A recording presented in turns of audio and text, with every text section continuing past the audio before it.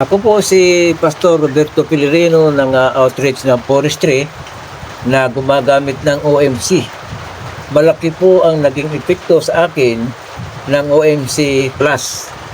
Dahil po magmula nung gumamit ako nito, ang nangyari po sa akin, nawawala po yung mga sa pananakit ng aking kalamnan at ng aking mga kaso-kasuan. Ito po, itong lugar na ito. Tsaka yung balakang. Kasi po naranasan ko po na habang nagchichinso po ako ng kahoy panggatong, sumasakit po yung aking balakang.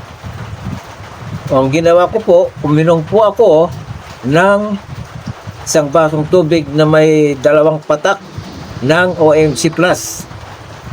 Nakaramdam po ako ng pagbabago ng aking lakas. At nung nangangalay po ang aking balakang, habang ako'y nagchichinso ng panggatong, kinuha ko po itong OMC Plus to sa kasama kong naglalaba, ingipit ko po sa may gawin ng aking balakang at naramdaman ko po ang pagkawala ng pananakit ng aking balakang hanggang sa ako'y makatapos mag-chinso ng panggatong. Yun po ang magandang epekto ng OMC Plus sa mga gumagamit nito.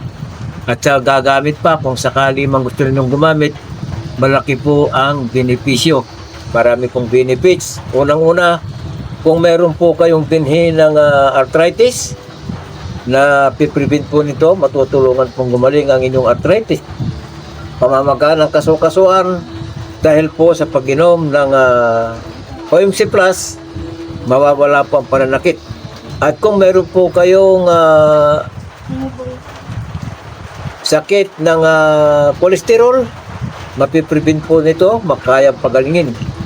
Kung meron po kayong high blood o pagkahilo, kaya pong gamutin nito.